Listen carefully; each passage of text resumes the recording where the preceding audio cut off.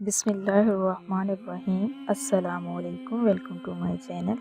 آپ کے اپنے چینل پہ میں آپ کو خوش آمدید کہتی ہوں۔ تو کیا حال ہے میرے عزیز بہن بھائیوں؟ میں امید کرتی ہوں کہ آپ سب لوگ خیریت کے ساتھ ہوں گے انشاءاللہ۔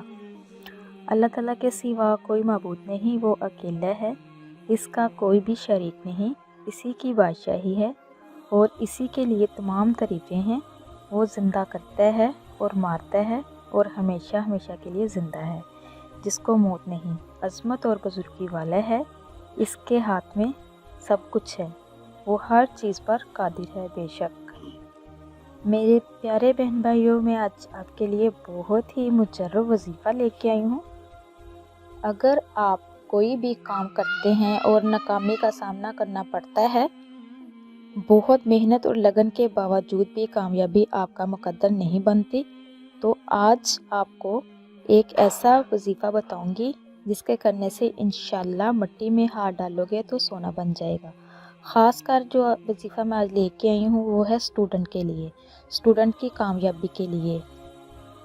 پیارے بہن بھائیوں، اگر کوئی طالب علم، اسٹوڈنٹ علم کی جدوجہد کو جاری رکھنا چاہتا ہے لیکن اس میں کوئی رکاوٹ پیدا ہوتی ہے اور پڑھائی میں بالکل بھی دل نہیں لگتا، پڑھنے کو دل نہیں کرتا، اگر کتاب کھول کے بیٹھتا ہے تو دل نہیں کرتا پڑھنے کو، تو اس کے لیے اور امتحان کی کامیابی کے لیے بہت ہی مجرب وظیفہ میں آپ کو آج بتاؤں گی۔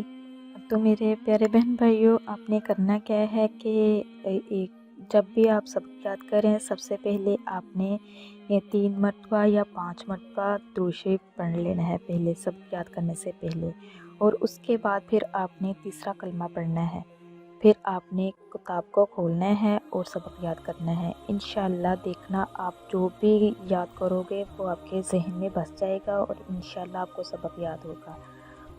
تو میرے پیارے بہن بھائیوں، آپ لوگوں سے ریکویسٹ ہے جو میرے چینل پہ نئے ہیں، میرے چینل کو سبسکرائب کیجئے، لائک کیجئے، شیئر کیجئے، وہ اس لیے کہ میری ہر نئی آنے والی ویڈیو آپ تک میسر ہو سکے۔ پیارے ناظرین، اگر آپ کا کوئی مسئلہ مسائل ہے تو آپ مجھے کمنٹ میں بتا سکتے ہیں۔ تو اب چلتے ہیں اپنے وظیفے کی طرف۔ انشاءاللہ جو وظیفہ میں آپ کو بتانے جا رہی ہوں بہت ہی مجرب ہے، بہت ہی پاورفل ہے۔ اس کے کرنے سے انشاءاللہ ایک تو آپ کی بہت اچھی پوزیشن آئے گی، دوسرا یہ کہ جو بھی آپ یاد کرو گے، سب یاد کرو گے، وہ کبھی بھی نہیں بھولے گا۔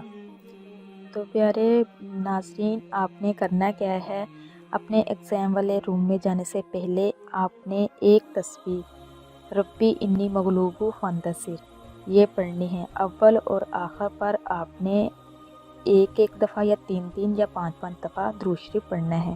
آپ نے یہ ایک تسبیح کرنی ہے۔ پھر آپ نے جب ایگزام شروع کرنا ہے تو بسم اللہ پڑھ کے درود شریف پڑھنا ہے اور اپنا ایگزام شروع کر دینا ہے۔ تو انشاءاللہ اللہ پاک اتنی کامیابی سے نوازے گا، آپ کو اچھی پوزیشن لوگے۔ پیارے بہن بھائیوں، جیسے میں نے آپ کو بتایا ہے، جب بھی آپ نے سبق یاد کرنا ہے تو آپ نے پہلے درود شریف اکائی میں پڑھ لینا ہے، اس کے بعد پھر آپ نے تیسرا کلمہ پڑھنا ہے، اس کے بعد پھر آپ نے کتاب کھولنی ہے۔ تو انشاءاللہ جو بھی آپ یاد کرو گے وہ آپ کو بہت ہی جلد یاد ہو جائے گا، ذہن نشین ہو جائے گا۔